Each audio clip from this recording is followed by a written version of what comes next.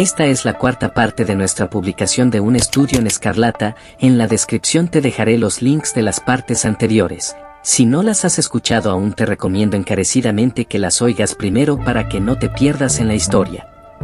Anteriormente en Un estudio en escarlata, John Ferrier y su hija adoptiva, Lucy, están en grave peligro debido a la decisión de John de no permitir que su hija se case con uno de los líderes mormones.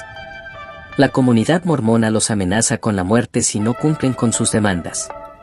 Mientras Jefferson Hope, el enamorado de Lucy, regresa a la ciudad con el plan de ayudar a los Ferrier a escapar de la opresión mormona. Hope y Ferrier trazan un plan para huir en la oscuridad de la noche.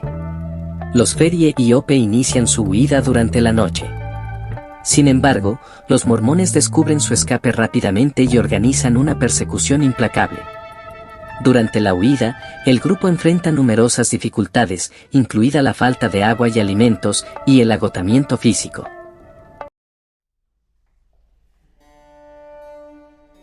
Capítulo 5. Los Ángeles Vengadores.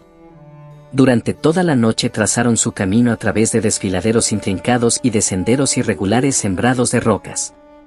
Varias veces perdieron el rumbo y otras tantas el íntimo conocimiento que Hope tenía de las montañas les permitió recuperarlo. Al rayar el alba, un escenario de maravillosa aunque agreste belleza se ofreció a sus ojos. Cerrando el contorno todo del espacio se elevaban los altos picos coronados de nieve, cabalgados los unos sobre los otros en actitud de vigías que escrutan el horizonte. Tan empinadas eran las vertientes rocosas a entrambos lados, que los pinos y alerces parecían estar suspendidos encima de sus cabezas, como a la espera de un parco soplo de aire para caer con violencia sobre los viajeros. Y no era la sensación meramente ilusoria, pues se hallaba aquella olla pelada salpicada en toda su extensión por peñas y árboles que hasta allí habían llegado de semejante manera. Justo a su paso, una gran roca se precipitó de lo alto con un estrépito sordo, que despertó ecos en las cañadas silenciosas, e imprimió a los cansinos caballos un galope alocado. Conforme el sol se levantaba lentamente sobre la línea de oriente, las cimas de las grandes montañas fueron encendiéndose una tras otra, al igual que los faroles de una verbena, hasta quedar todas rutilantes y arreboladas. El espectáculo magnífico alegró los corazones de los tres fugitivos y les infundió nuevos ánimos. Detuvieron la marcha junto a un torrente que con ímpetu surgía de un barranco y abrevaron a los caballos mientras daban rápida cuenta de su desayuno. Lucy y su padre habrían prolongado con gusto ese tiempo de tregua, pero Jefferson Hope se mostró inflexible. «Ya estarán sobre nuestra pista», dijo. «Todo depende de nuestra velocidad. Una vez salvos en Carson podremos descansar el resto de nuestras vidas». Durante el día entero se abrieron camino a través de los desfiladeros, habiéndose distanciado al atardecer, según sus cálculos, más de 30 millas de sus enemigos. A la noche establecieron el campamento al pie de un risco saledizo, medianamente protegido por las rocas del viento álgido, y allí, apretados para darse calor, disfrutaron de unas pocas horas de sueño. Antes de romper el día, sin embargo, ya estaban en pie, prosiguiendo viaje. No habían echado de ver señal alguna de sus perseguidores, y Jefferson Hope comenzó a pensar que se hallaban acaso fuera del alcance de la terrible organización en cuya enemistad habían incurrido. Ignoraba aún cuán lejos podía llegar su garra de hierro, y que presta estaba ésta a abatirse sobre ellos y aplastarlos. Hacia la mitad del segundo día de fuga, su escaso lote de provisiones comenzó a agotarse. No inquietó ello, sin embargo, en demasía al cazador, pues abundaban las piezas por aquellos parajes, y no una, sino muchas veces, se había visto en la precisión de recurrir a su rifle para satisfacer las necesidades elementales de la vida. Tras elegir un rincón abrigado, juntó unas cuantas ramas secas y produjo una brillante hoguera, en la que pudieran encontrar algún confortamiento sus amigos. Se encontraban a casi 5.000 pies de altura, y el aire era helado y cortante. Después de atar los caballos y despedirse de Lucy, se echó el rifle sobre la espalda y salió en busca de lo que la suerte quisiera dispensarle. Volviendo la cabeza atrás vio al anciano y a la joven acurrucados junto al brillante fuego, con las 3 caballerías recortándose inmóviles sobre el fondo. A continuación, las rocas se interpusieron entre el grupo y su mirada. Caminó un par de millas de un barranco a otro sin mayor éxito, aunque, por las marcas en las cortezas de los árboles y otros indicios, coligió la presencia de numerosos osos en la zona.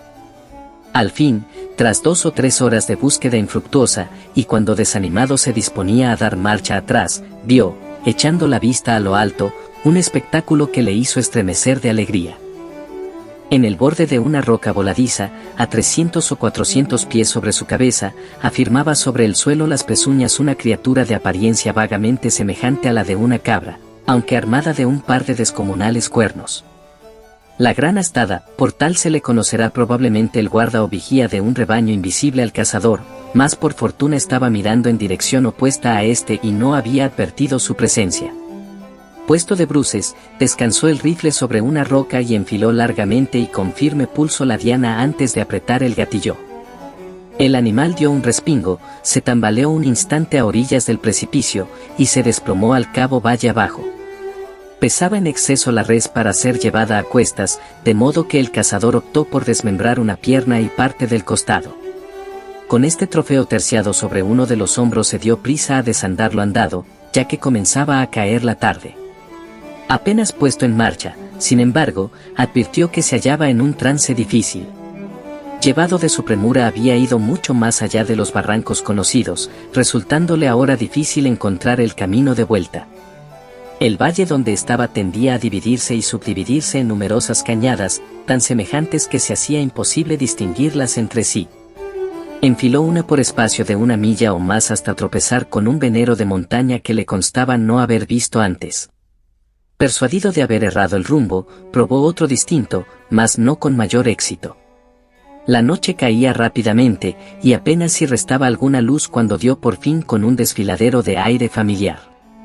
Incluso entonces no fue fácil seguir la pista exacta, porque la luna no había ascendido aún y los altos riscos, elevándose a una y otra mano, acentuaban aún más la oscuridad.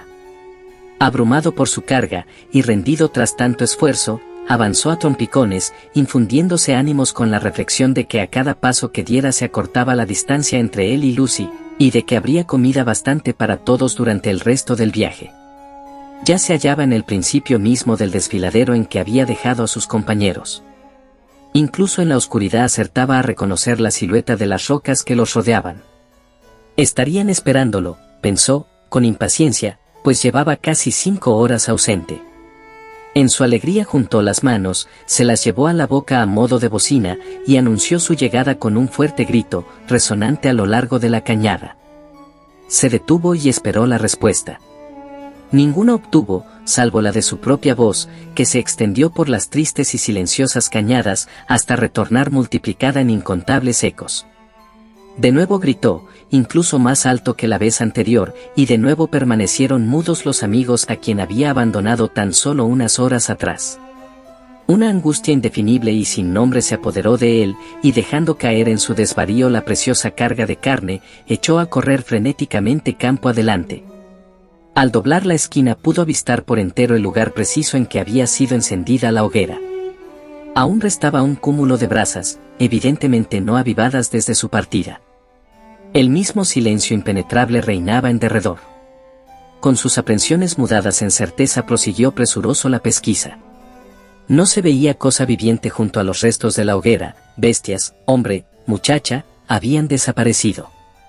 Era evidente que algún súbito y terrible desastre había ocurrido durante su ausencia, un desastre que los comprendía a todos, sin dejar empero rastro alguno tras de sí. Atónito, y como aturdido por el suceso, Jefferson Hope sintió que le daba vueltas la cabeza, y hubo de apoyarse en su rifle para no perder el equilibrio. Sin embargo, era en esencia hombre de acción, y se recobró pronto de su temporal estado de impotencia. Tomando un leño medio carbonizado de la ya lánguida hoguera, lo atizó de un soplido hasta producir en él una llama, y alumbrándose con su ayuda, procedió al examen del pequeño campamento. La tierra estaba toda hollada por pezuñas de caballo, señal de que una cuadrilla de jinetes había alcanzado a los fugitivos. La dirección de las improntas indicaba asimismo que la partida había dirigido de nuevo sus pasos hacia Salt Lake City. ¿Quizá con sus 2 compañeros? Estaba próximo Jefferson Hope a dar por buena esta conjetura, cuando sus ojos cayeron sobre un objeto que hizo vibrar hasta en lo más recóndito todos los nervios de su cuerpo. Cerca, hacia uno de los límites del campamento, se elevaba un montecillo de tierra rojiza, que a buen seguro no había estado allí antes. No podía ser sino una fosa recién excavada. Al aproximarse, el joven cazador distinguió el perfil de una estaca hincada en el suelo, con un papel sujeto a su extremo ahorquillado. En él se leían estas breves, aunque elocuentes palabras: John Ferrier, vecino de Salt Lake City. Murió el 4 de agosto de 1860. El valeroso anciano, al que había dejado de ver apenas unas horas antes, estaba ya en el otro mundo, y este era todo su epitafio. Desolado, Jefferson Hope miró en derredor, por si hubiera una segunda tumba, mas no vio traza de ninguna. Lucy había sido arrebatada por sus terribles perseguidores para cumplir su destino original como concubina en el harén de uno de los hijos de los ancianos. Cuando el joven cayó en la cuenta de este hecho fatal, que no estaba en su mano remediar, deseó de cierto compartir la suerte del viejo granjero y su última y silenciosa morada bajo el suelo. De un evo, sin embargo, su espíritu activo le permitió sacudirse el letargo a que induce la desesperación. Cuando menos podía consagrar el resto de su vida a vengar el agravio.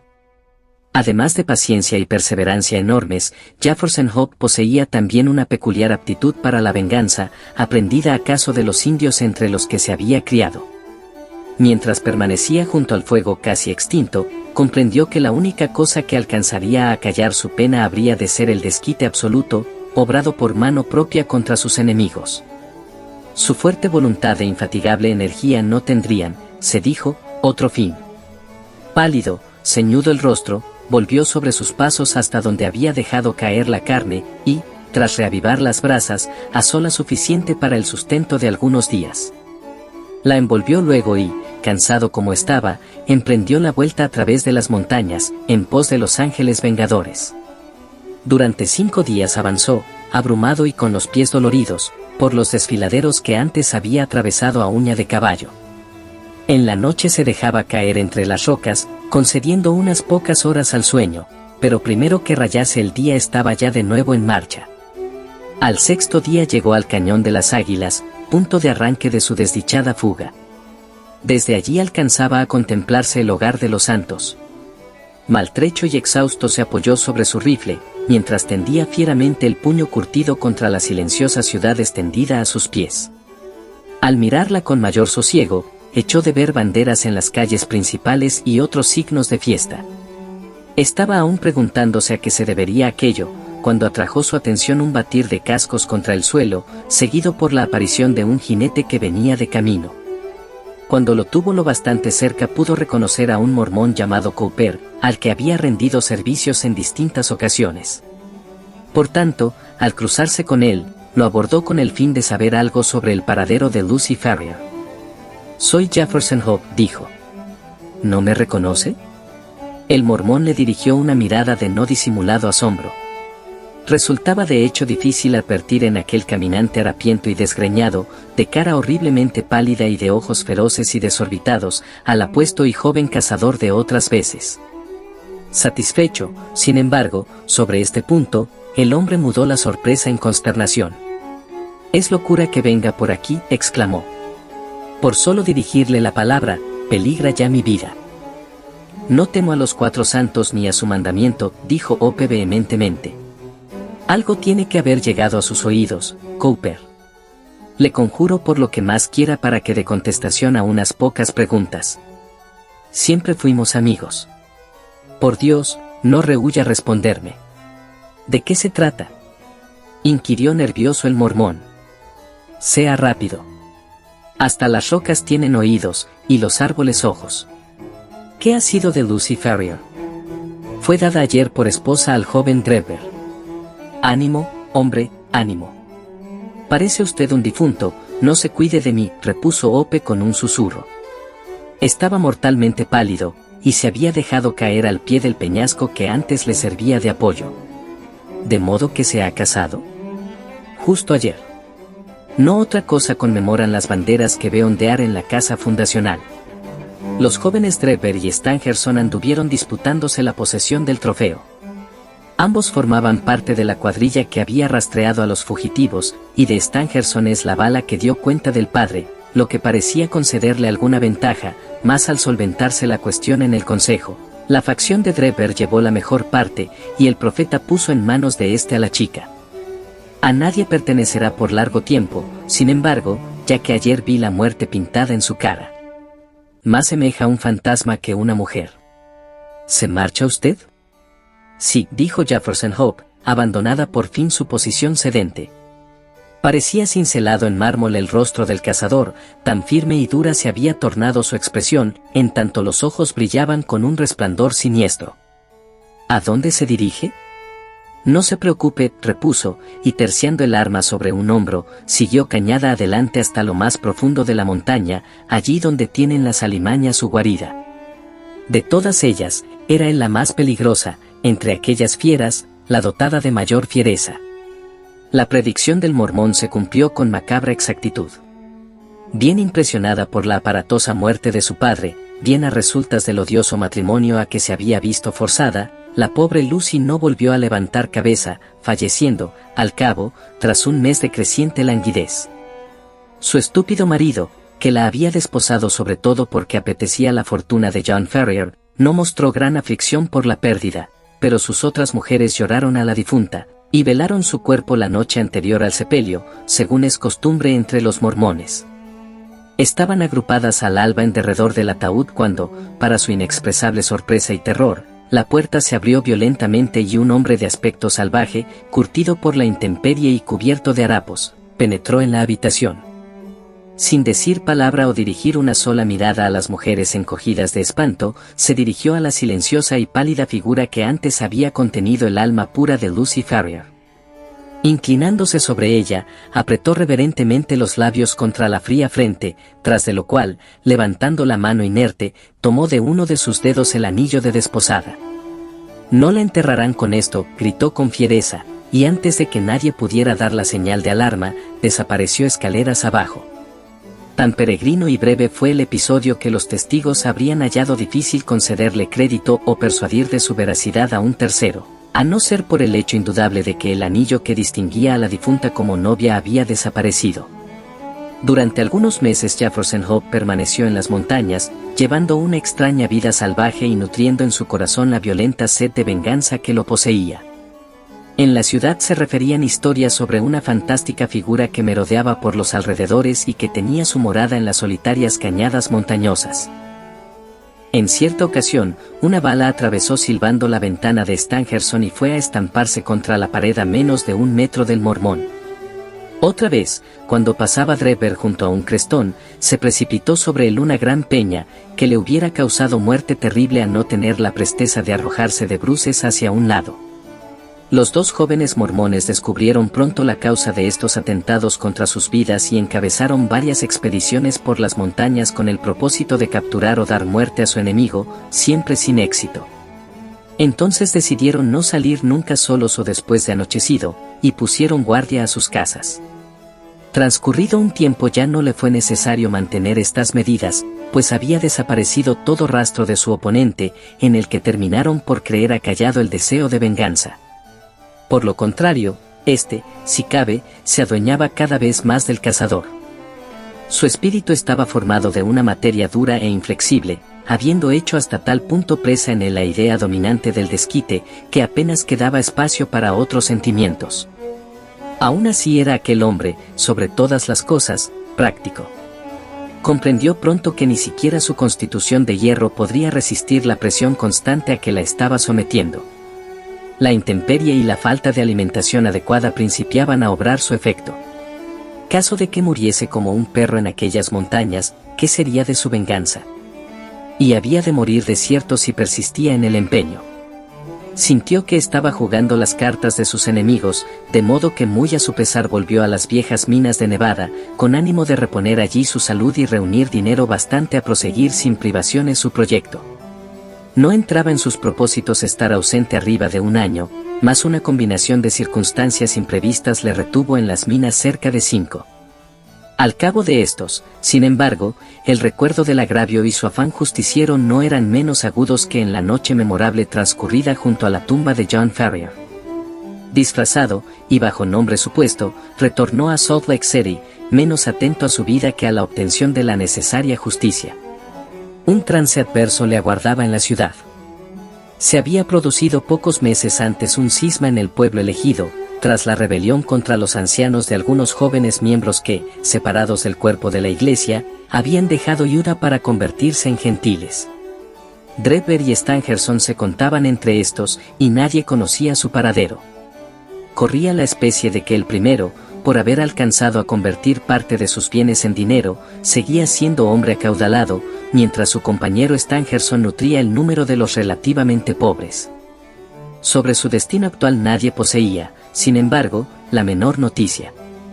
Muchos hombres, por grande que fuera el deseo de venganza, habrían cejado en su propósito ante tamañas dificultades, pero Jefferson Hope no desfalleció un solo instante.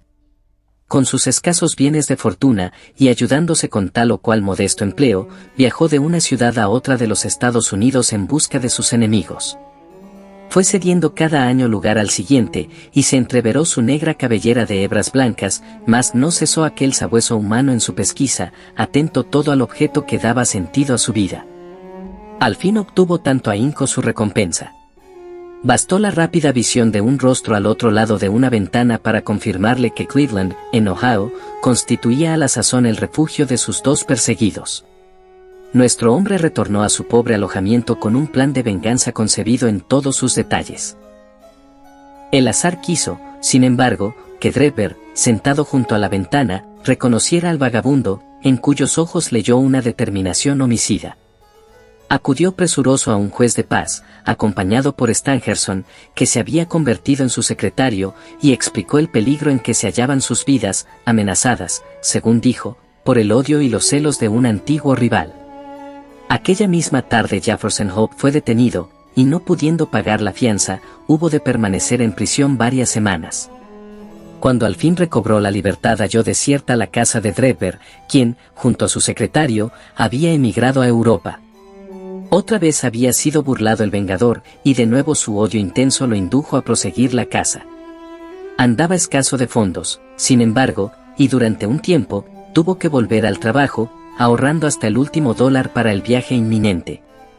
Al cabo, rehechos sus medios de vida, partió para Europa, y allí, de ciudad en ciudad, siguió la pista de sus enemigos, oficiando en toda suerte de ocupaciones serviles, sin dar nunca alcance a su presa. Llegado a San Petersburgo, resultó que aquellos habían partido a París, y una vez allí se encontró con que acababan de salir para Copenhague. A la capital danesa arribó de Unevo con unos días de retraso, ya que habían tomado el camino de Londres, donde logró, al fin, atraparlos. Para lo que sigue será mejor confiar en el relato del propio cazador, tal como se halla puntualmente registrado en el Diario del Dr. Watson, al que debemos ya inestimables servicios. Capítulo 6. Continuación de las memorias de John Watson, doctor en medicina. La furiosa resistencia del prisionero no encerraba al parecer encono alguno hacia nosotros, ya que al verse por fin reducido, sonrió de manera afable, a la par que expresaba la esperanza de no haber lastimado a nadie en la refriega. Supongo que van a llevarme ustedes a la comisaría, dijo a Sherlock Holmes. Tengo el coche a la puerta. Si me desatan las piernas iré caminando. Peso ahora considerablemente más que antes.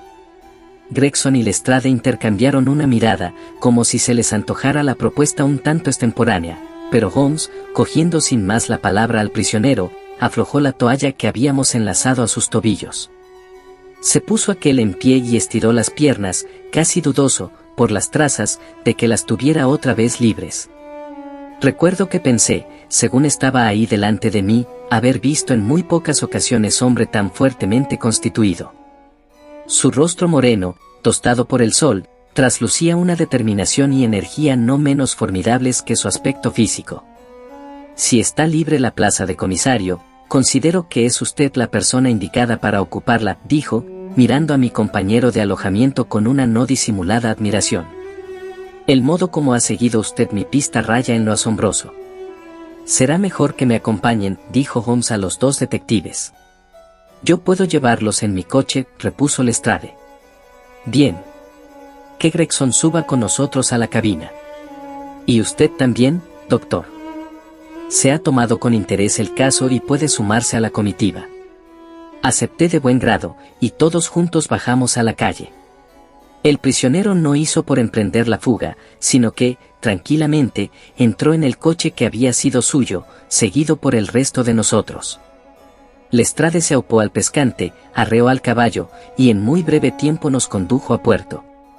Se nos dio entrada a una habitación pequeña, donde un inspector de policía anotó el nombre de nuestro prisionero, junto con el de los 2 individuos a quienes la justicia le acusaba de haber asesinado. El oficial, un tipo pálido e inexpresivo, procedió a estos trámites como si fueran de pura rutina. El prisionero comparecerá a juicio en el plazo de 1 semana, dijo. Entretanto, ¿tiene algo que declarar, señor Ope? Le prevengo que cuanto diga puede ser utilizado en su contra. Mucho es lo que tengo que decir, repuso, lentamente, nuestro hombre. No quiero guardarme un solo detalle. ¿No sería mejor que atendiera a la celebración del juicio?, preguntó el inspector. Es posible que no llegue ese momento, contestó. Mas no se alteren. No me ronda la cabeza la idea del suicidio. ¿Es usted médico?, volvió hacia mí sus valientes ojos negros en el instante mismo de formular la última pregunta. Sí, repliqué. Ponga entonces las manos aquí, dijo con una sonrisa, al tiempo que con las muñecas esposadas se señalaba el pecho.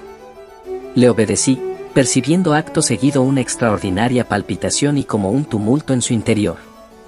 Las paredes del pecho parecían estremecerse y temblar como un frágil edificio en cuyos adentros se ocultara una maquinaria poderosa.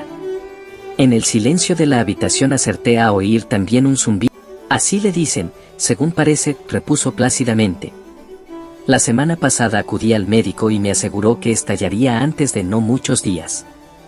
Ha ido empeorando de año en año desde las muchas noches al sereno y el demasiado ayuno en las montañas de Salt Lake. Cumplida mi tarea, me importa poco la muerte, mas no quisiera irme al otro mundo sin dejar en claro algunos puntos. Preferiría no ser recordado como un vulgar carnicero. El inspector y los 2 detectives intercambiaron presurosos unas cuantas palabras sobre la conveniencia de autorizar semejante relato. ¿Considera, doctor, que el peligro de muerte es inmediato?, inquirió el primero. No hay duda, repuse. En tal caso, y en interés de la justicia, constituye evidentemente nuestro deber tomar declaración al prisionero, dijo el inspector. Es libre, señor, de dar inicio a su confesión, que, no lo olvide, quedará aquí consignada. Entonces, con su permiso, voy a tomar asiento, replicó aquel, conformando el acto a las palabras. Este aneurisma que llevo dentro me ocasiona fácilmente fatiga, y la tremolina de hace un rato no ha contribuido a enmendar las cosas. Hallándome al borde de la muerte, comprenderán ustedes que no tengo mayor interés en ocultarles la verdad. Las palabras que pronuncie serán estrictamente ciertas. El uso que hagan después de ellas es asunto que me trae sin cuidado. Tras este preámbulo, Jefferson Hope se recostó en la silla y dio principio al curioso relato que a continuación les transcribo. Su comunicación fue metódica y tranquila, como si correspondiera a hechos casi vulgares. Puedo responder de la exactitud de cuanto sigue, ya que he tenido acceso al libro de Lestrade, en el que fueron anotadas puntualmente, y según iba hablando, las palabras del prisionero. No les incumbe saber por qué odiaba yo a estos hombres, dijo. Importa tan solo que eran responsables de la muerte de 2 seres humanos, un padre y una hija, y que, por tanto, habían perdido el derecho a sus propias vidas. Tras el mucho tiempo transcurrido desde la comisión del crimen, me resultaba imposible dar prueba fehaciente de su culpabilidad ante un tribunal. En torno a ella, sin embargo, no alimentaba la menor duda, de modo que determiné convertirme a la vez en juez, jurado y ejecutor. No hubiesen ustedes obrado de otro modo a ser verdaderamente hombres y encontrarse en mi lugar. La chica de la que he hecho mención era, hace 20 años, mi prometida. La casaron por la fuerza con ese Draper, lo que vino a ser lo mismo que llevarla al patíbulo. Yo tomé de su dedo exangüe el anillo de boda, prometiéndome solemnemente que el culpable no habría de morir sin tenerlo ante los ojos, en recordación del crimen en cuyo nombre se le castigaba. Esa prenda ha estado en mi bolsillo durante los años en que perseguí por 2 continentes, y al fin di caza, a mi enemigo y a su cómplice. Ellos confiaban en que la fatiga me hiciese cejar en el intento, mas confiaron en vano. Sí, como es probable, muero mañana, lo haré sabiendo que mi tarea en el mundo está cumplida y bien cumplida. Muertos son y por mi mano. Nada ansío ni espero ya. Al contrario que yo, eran ellos ricos, así que no resultaba fácil seguir su pista. Cuando llegué a Londres apenas si me quedaba un penique, y no tuve más remedio que buscar trabajo. Monto y gobierno caballos como quien anda, pronto me vi en el empleo de cochero.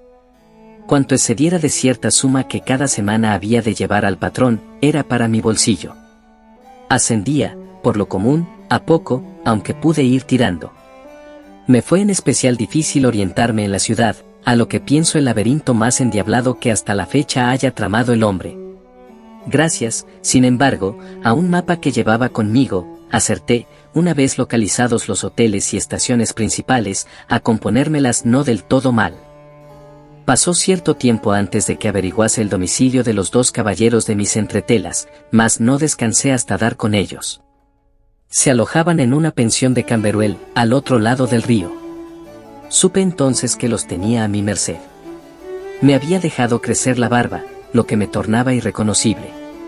Proyectaba seguir sus pasos en espera del momento propicio. No estaba dispuesto a dejarlos escapar de nuevo. Poco faltó, sin embargo, para que lo hicieran. Se encontraran donde se encontrasen, andaba yo pisándoles los talones. A veces les seguía en mi coche, otras a pie, aunque prefería lo primero, porque entonces no podían separarse de mí. De ahí resultó que solo cobrara las carretas a primera hora de la mañana o a última de la noche, principiando a endeudarme con mi patrón. Me tenía a ellos sin cuidado, mientras pudiera echarles el guante a mis enemigos. Eran estos muy astutos, sin embargo. Debieron sospechar que acaso alguien seguía su rastro, ya que nunca salían solos o después de anochecido. Durante 2 semanas no los perdí de vista, y en ningún instante se separó el uno del otro. Drebber andaba la mitad del tiempo borracho, pero Stangerson no se permitía un segundo de descuido. Los vigilaba de claro en claro y de turbio en turbio, sin encontrar sombra siquiera de una oportunidad, no incurría, aún así, en el desaliento, pues una voz interior me decía que había llegado mi hora. Solo tenía un cuidado, que me estallara esta cosa que llevo dentro del pecho demasiado pronto, impidiéndome dar remate a mi tarea. Al fin, una tarde en la que llevaba ya varias veces recorrida en mi coche Torquay Terrace, tal nombre distinguía a la calle de la pensión donde se alojaban, observé que un vehículo hacía alto justo delante de su puerta. Sacaron de la casa algunos bultos, y poco después Drebber y Stangerson, que habían aparecido tras ellos, partieron en el carruaje. Incité a mi caballo y no los perdí de vista, aunque me inquietaba la idea de que fueran a cambiar otra vez de residencia. Se apearon en Euston Station, y yo confié mi montura a un niño mientras lo seguía hasta los andenes. Oí que preguntaban por el tren de Liverpool y también la contestación del vigilante, quien les explicó que ya estaba en camino y que habían de aguardar 1 hora hasta el siguiente. La noticia pareció alterar grandemente a Stangerson y producir cierta complacencia en Drebber. Me arrimé a ellos lo bastante para escuchar cada una de las palabras que a la sazón se intercambiaban. Drebber dijo que le aguardaba un pequeño negocio, y que si el otro tenía a bien esperarle, se reuniría con él a no mucho tardar. Su compañero no se mostró conforme y recordó su acuerdo de permanecer juntos. Drebber repuso que el asunto era delicado y que debía tratarlo él solo. No pude oír la réplica de Stangerson, mas Drebber prorrumpió en improperios, diciendo al otro que no era al cabo sino un sirviente a sueldo, sin títulos para ordenarle esto o lo demás allá. Entonces prefirió ceder el secretario, tras de lo cual quedó convencido que Drebber se reuniría con Stangerson en el Hotel Halliday Private, caso de que llegase a perder el último tren. El primero aseguró que estaría de vuelta en los andenes antes de las 11 y abandonó la estación. La ocasión que tanto tiempo había aguardado parecía ponerse por fin al alcance de la mano. Tenía a mis enemigos en mi poder. Juntos podían darse protección uno al otro, mas por separado se hallaban a mi merced. No me dejé llevar sin embargo de la premura. Mi plan estaba ya dibujado. No hay satisfacción en la venganza a menos que el culpable encuentre modo de saber de quién es la mano que lo fulmina y cuál la causa del castigo. Entraba en mis propósitos que el hombre que me había agraviado pudiera comprender que sobre él se proyectaba la sombra de su antiguo pecado. Por ventura, el día antes, mientras visitaban unos inmuebles en Brixton Road, un sujeto había extraviado la llave de uno de ellos en mi coche. Fue reclamada y devuelta aquella misma tarde, no antes, sin embargo, de que yo hubiera hecho un molde y obtenido una réplica de la original. De este modo ganaba acceso a un punto al menos de la ciudad donde podía tener la seguridad de obrar sin ser interrumpido. Cómo arrastrar a Drever hasta esa casa era la difícil cuestión que ahora se me presentaba. Mi hombre prosiguió calle abajo, entrando en uno o dos bares, y demorándose en el último casi media hora. Salió del último dibujando eses, bien empapado ya en alcohol. Hizo una seña al Simón que había justo enfrente de mí.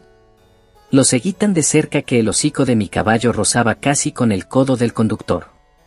Cruzamos el puente de Waterloo y después, interminablemente, otras calles, hasta que para mi sorpresa me vi en la explanada misma de donde habíamos partido.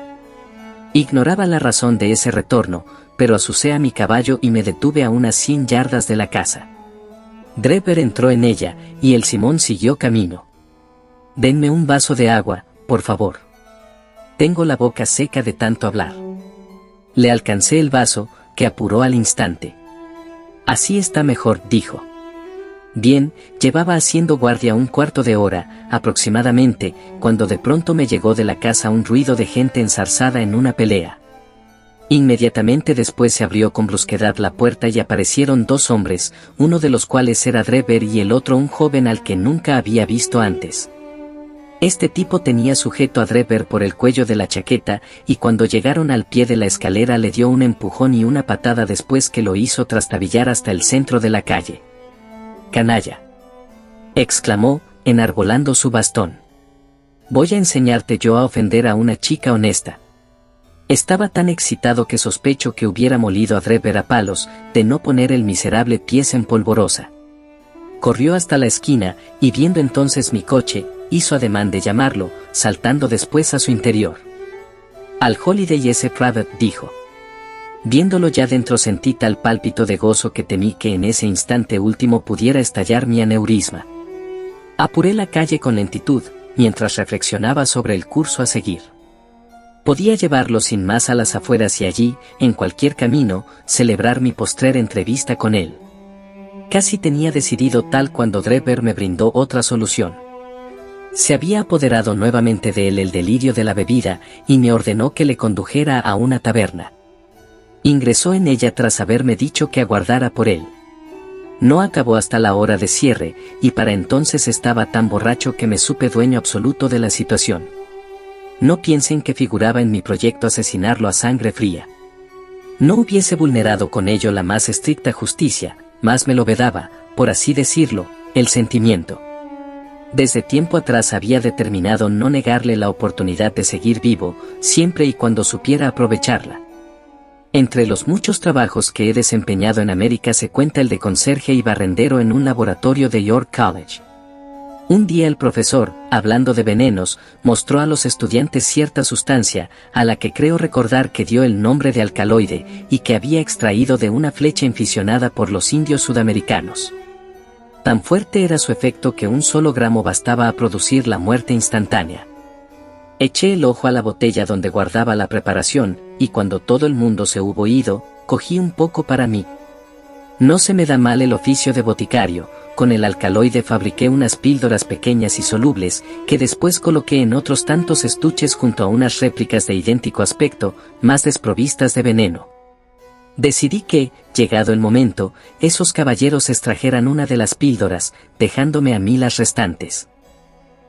El procedimiento era no menos mortífero y, desde luego, más sigiloso, que disparar con una pistola a través de un pañuelo.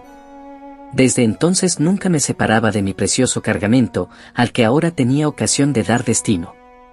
Más cerca estábamos de la 1 que de las 12, y la noche era de perros, huracanada y metida en agua. Con lo desolado del paisaje aledaño contrastaba mi euforia interior, tan intensa que había de contenerme para no gritar. Quienquiera de ustedes que haya anhelado una cosa, y por espacio de 20 años porfiado en anhelarla, hasta que de pronto la vea al alcance de su mano, comprenderá mi estado de ánimo. Encendí un cigarro para calmar mis nervios, más me temblaban las manos y latían las sienes de pura excitación. Conforme guiaba el coche pude ver al viejo Ferrier y a la dulce Lucy mirándome desde la oscuridad y sonriéndome, con la misma precisión con que les veo ahora a ustedes. Durante todo el camino me dieron escolta, cada uno a un lado del caballo, hasta la casa de Brixton Road. No se veía un alma ni llegaba al oído el más leve rumor, quitando el menudo de la lluvia. Al asomarme a la ventana del carruaje avisté a Drebber, que, hecho un lío, se hallaba entregado al sueño del beodo. Lo sacudí por un brazo. «Hemos llegado», dije.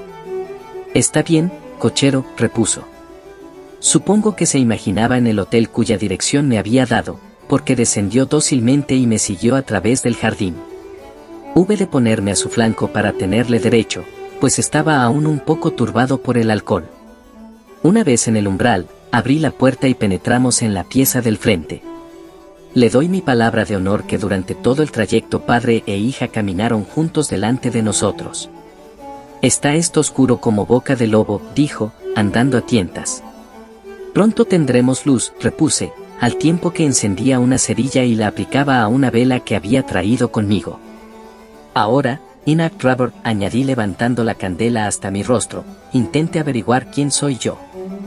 Me contempló un instante con sus ojos turbios de borracho, en los que una súbita expresión de horror, acompañada de una contracción de toda la cara, me dio a entender que en mi hombre se había obrado una revelación.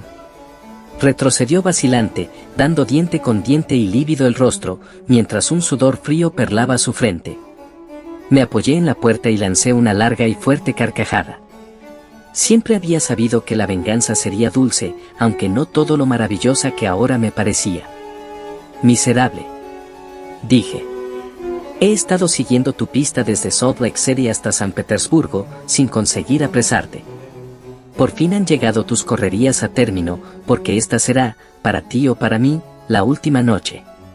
Reculó aún más ante semejantes palabras, y pude adivinar, por la expresión de su cara, que me creía loco. De hecho, lo fui un instante. El pulso me latía en las sienes como a redobles de tambor, y creo que habría sufrido un colapso a no ser porque la sangre, manando de la nariz, me trajo momentáneo alivio. «¿Qué piensas de Lucy Ferrier ahora?», grité, cerrando la puerta con llave y agitando esta ante sus ojos. «El castigo se ha hecho esperar, pero ya se cierne sobre ti». Vi temblar sus labios cobardes. Habría suplicado por su vida, de no saber lo inútil. «¿Va a asesinarme?», balbuceó. «¿Asesinarte?», repuse. ¿Se asesina acaso a un perro rabioso? ¿Te preocupó semejante cosa cuando separaste a mi pobre Lucy de su padre recién muerto para llevarla a tu maldito y repugnante harén? «No fui yo autor de esa muerte», gritó. «Pero si partiste por medio un corazón inocente», dije, mostrándole la caja de las pastillas. «Que el Señor emita su fallo. Toma una y trágala. En una habita la muerte, en otra la salvación.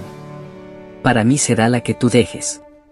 Veremos si existe justicia en el mundo o si gobierna a este el azar».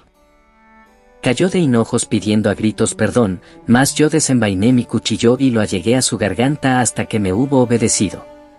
Tragué entonces la otra píldora, y durante un minuto o más estuvimos mirándonos en silencio, a la espera de cómo se repartía la suerte. ¿Podré olvidar alguna vez la expresión de su rostro cuando, tras las primeras convulsiones, supo que el veneno obraba ya en su organismo?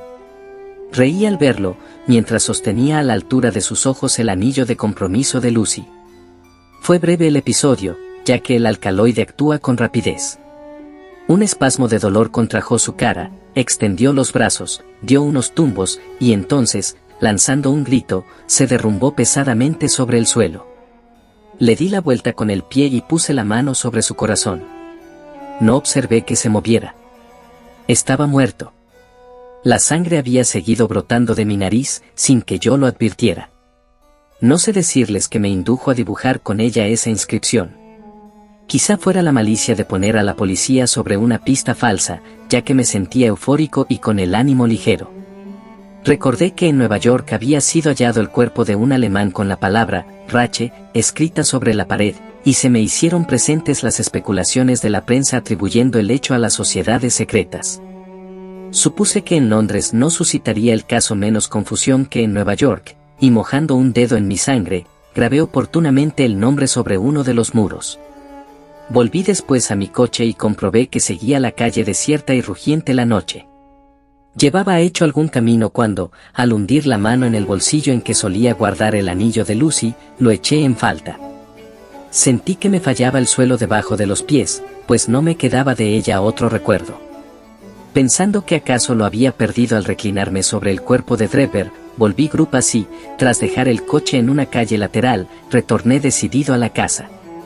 Cualquier peligro me parecía pequeño, comparado al de perder el anillo. Llegado allí casi me doy de bruces con el oficial, que justo entonces salía del inmueble, y solo pude disipar sus sospechas fingiéndome mortalmente borracho. De la manera dicha encontró Enoch Trevor la muerte. Solo me restaba dar idéntico destino a Stangerson y saldar así la deuda de John Ferrier. Sabiendo que se alojaba en el Halliday's Private, estuve al acecho todo el día, sin avistarlo un instante. Imagino que entró en sospechas tras la incomparecencia de Draper. Era astuto ese Stangerson y difícil de coger desprevenido. No sé si creyó que encerrándose en el hotel me mantenía a raya, mas en tal caso se equivocaba. Pronto averigüé qué ventana daba a su habitación, y a la mañana siguiente, sirviéndome de unas escaleras que había arrumbadas en una callejuela tras el hotel, penetré en su cuarto según rayaba el día. Lo desperté y le dije que había llegado la hora de responder por la muerte cometida tanto tiempo atrás. Le describí lo acontecido con Draper, poniéndole después en el trance de la píldora envenenada. En vez de aprovechar esa oportunidad que para salvar el pellejo le ofrecía, saltó de la cama y se arrojó a mi cuello. En propia defensa, le atravesé el corazón de una cuchillada. De todos modos, estaba sentenciado, ya que jamás hubiera sufrido la providencia que su mano culpable eligiese otra píldora que la venenosa. Poco más he de añadir, y por suerte, ya que me acabo por momentos. Seguí en el negocio del coche un día más o menos, con la idea de ahorrarlo bastante para volver a América. Estaba en las caballerizas cuando un rapaz harapiento vino preguntando por un tal Jefferson Hope, cuyo vehículo solicitaban en el 221B de Baker Street. Acudí a la cita sin mayores recelos, y el resto es de ustedes conocido. El joven aquí presente me plantó sus dos esposas, con destreza asombrosa. Tal es la historia. Quizá me tengan por un asesino, pero yo estimo, señores, que soy un mero ejecutor de la justicia, en no menor medida que ustedes mismos.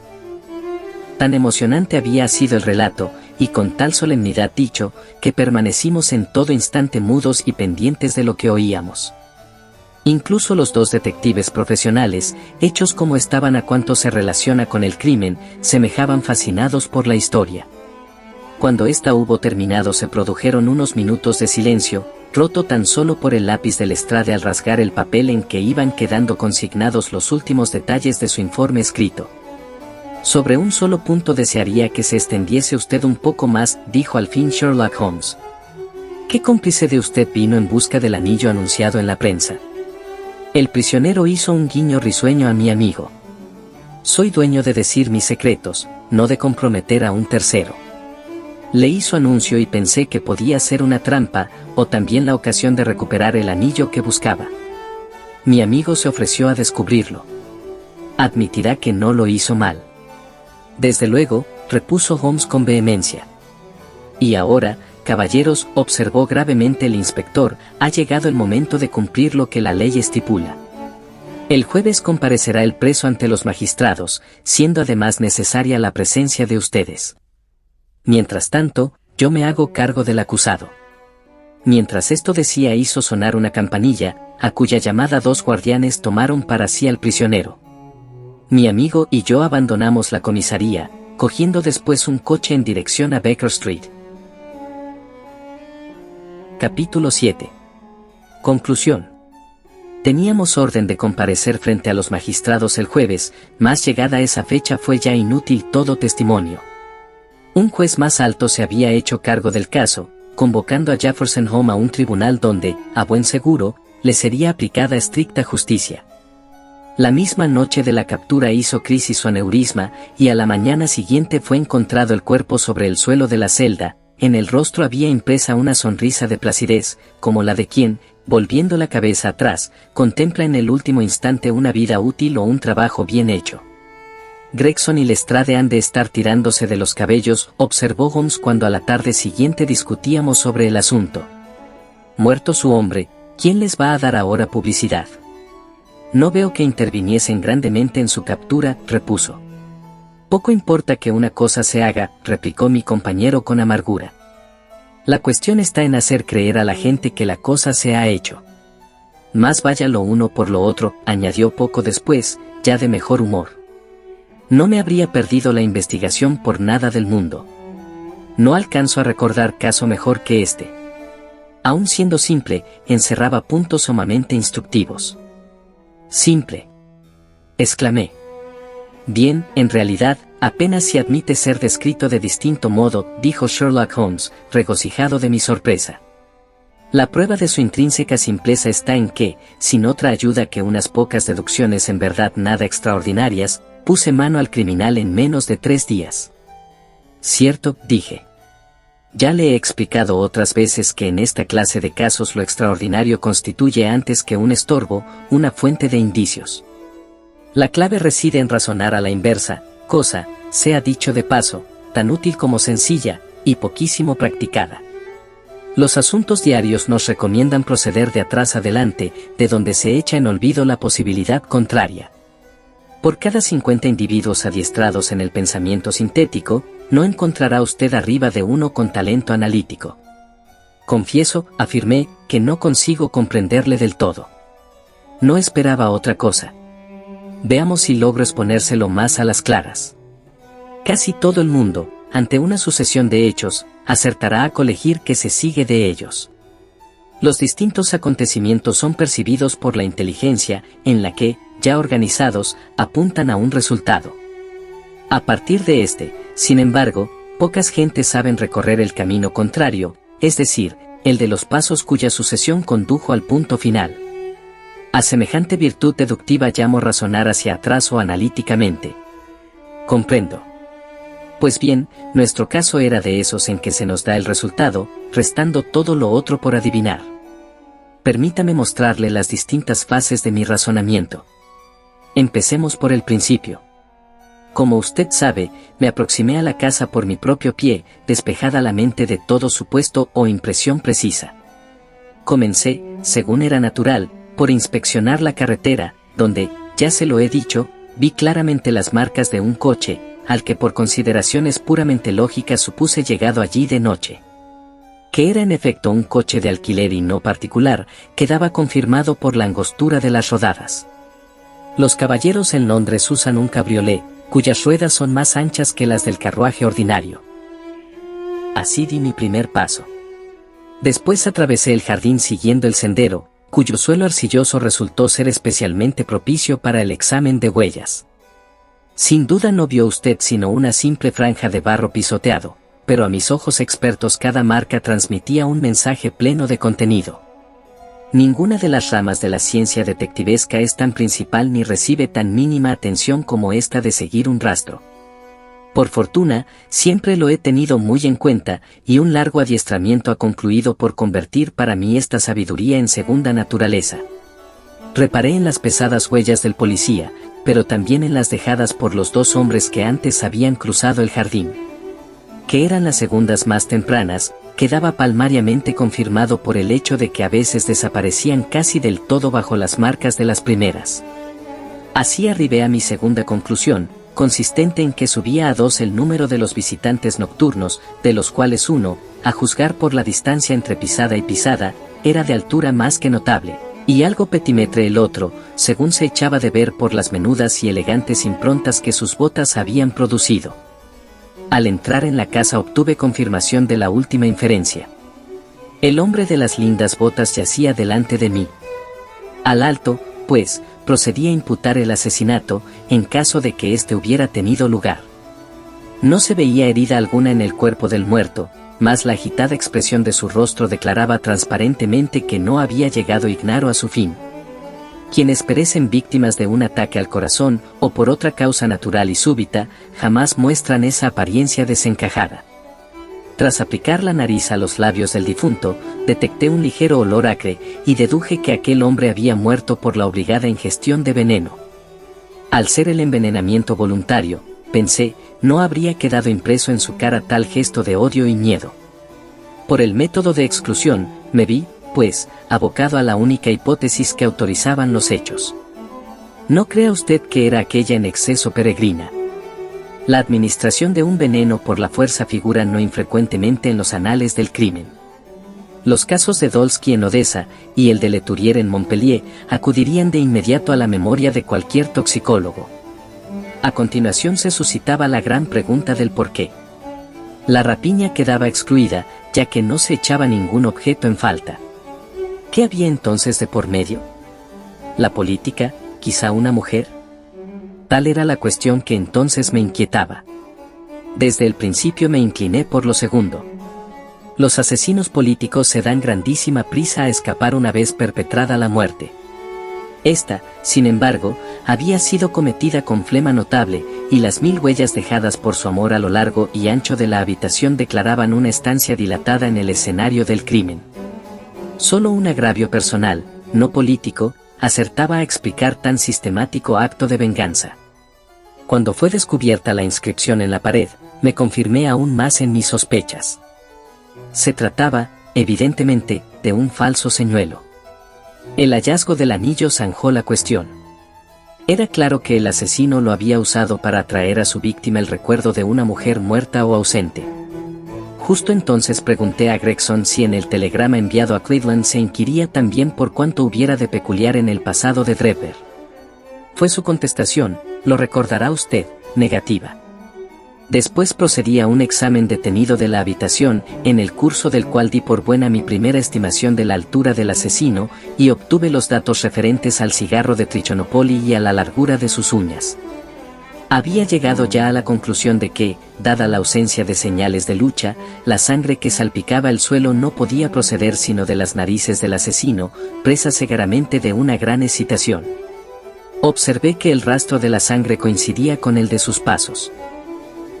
Es muy difícil que un hombre, a menos que posea gran vigor, pueda fundir, impulsado de la sola emoción, semejante cantidad de sangre, así que aventuré la opinión de que era el criminal un tipo robusto y de faz congestionada. Los hechos han demostrado que iba por buen camino. Tras abandonar la casa hice lo que Gregson había dejado de hacer. Envié un telegrama al jefe de policía de Cleveland, donde me limitaba a requerir cuántos detalles se relacionasen con el matrimonio de Enoch Draper. La respuesta fue concluyente. Declaraba que Draper había solicitado ya la protección de la ley contra un viejo rival amoroso, un tal Jefferson Hope, y que este Hope se encontraba a la sazón en Europa. Supe entonces que tenía la clave del misterio en mi mano y que no restaba sino atrapar al asesino. Tenía ya decidido que el hombre que había entrado en la casa con Draper y el conductor del carruaje eran uno y el mismo individuo. Se apreciaban en la carretera huellas que solo un caballo sin gobierno puede producir. ¿Dónde iba a estar el cochero sino en el interior del edificio? Además, vulneraba toda lógica el que un hombre cometiera deliberadamente un crimen ante los ojos, digamos, de una tercera persona, un testigo que no tenía por qué guardar silencio. Por último, para un hombre que quisiera rastrear a otro a través de Londres, el oficio de cochero parecía sin duda el más adecuado. Todas estas consideraciones me condujeron irresistiblemente a la conclusión de que Jefferson Hope debía contarse entre los aurigas de la metrópoli. Si tal había sido, era razonable además que lo siguiera siendo. Desde su punto de vista, cualquier cambio súbito solo podía atraer hacia su persona una atención inoportuna. Probablemente, durante cierto tiempo al menos, persistiría en su oficio de cochero.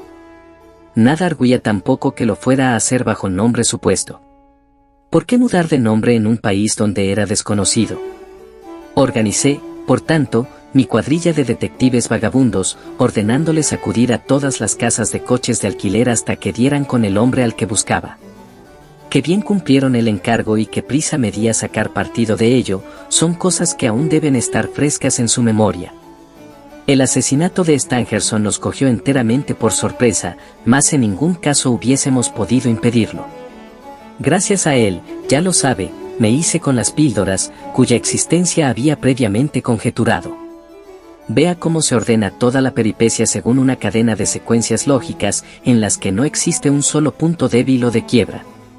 ¡Magnífico!, exclamé. Sus méritos debieran ser públicamente reconocidos. Sería bueno que sacase a la luz una relación del caso. Si no lo hace usted, lo haré yo. Haga, doctor, lo que le venga en gana, repuso. Y ahora, eche una mirada a esto, agregó entregándome un periódico. Era el hecho del día, y el párrafo sobre el que llamaba mi atención aludía al caso de autos. El público, rezaba, se ha perdido un sabrosísimo caso con la súbita muerte de un tal Ope, autor presunto del asesinato del señor Enoch Trevor y Joseph Stangerson. Aunque quizás sea demasiado tarde para alcanzar un conocimiento preciso de lo acontecido, se nos asegura de fuente fiable que el crimen fue efecto de un antiguo y romántico pleito, al que no son ajenos ni el mormonismo ni el amor. Parece que las dos víctimas habían pertenecido de jóvenes a los santos del último día, procediendo también Ope, el prisionero fallecido, de Salt Lake City. El caso habrá servido, cuando menos, para demostrar espectacularmente la eficacia de nuestras fuerzas policiales y para instruir a los extranjeros sobre la conveniencia de zanjar sus diferencias en su lugar de origen y no en territorio británico. Es un secreto a voces que el mérito de esta acción policial corresponde por entero a los señores Lestrade y Gregson, los dos famosos oficiales de Scotland Yard. El criminal fue capturado, según parece, en el domicilio de un tal Sherlock Holmes, un detective aficionado que ha dado ya ciertas pruebas de talento en este menester, talento que acaso se vea estimulado por el ejemplo constante de sus maestros. Es de esperar que, en prueba del debido reconocimiento a sus servicios, se celebre un homenaje en honor de los dos oficiales. ¿No se lo dije desde el comienzo?, exclamó Sherlock Holmes, con una carcajada. He aquí lo que hemos conseguido con nuestro estudio en escarlata, procurar a esos dos botarates un homenaje. Pierda cuidado, repuse. He registrado todos los hechos en mi diario, y el público tendrá constancia de ellos. Entretanto, habrá usted de conformarse con la constancia del éxito, al igual que aquel avaro romano, populus me sibilat, ad mihi plaudo. Ipse domi simula ase numos contemplar in arca. Y así culmina esta primera gran aventura de Sherlock Holmes y su inseparable amigo el Dr. Watson, pero no es más que el principio de una legendaria amistad. Los invitamos la semana próxima con la segunda gran historia de este dúo sin igual titulada, El signo de los cuatro, otra emocionante historia que no puedes dejar de escuchar. Apoya nuestro pequeño canal dejando tus comentarios, suscríbete para ser el primero en enterarte cuando subo más contenido, dale a me gusta para que ayudes a crecer el canal, y comparte este video con tus amigos o personas que les pueda interesar.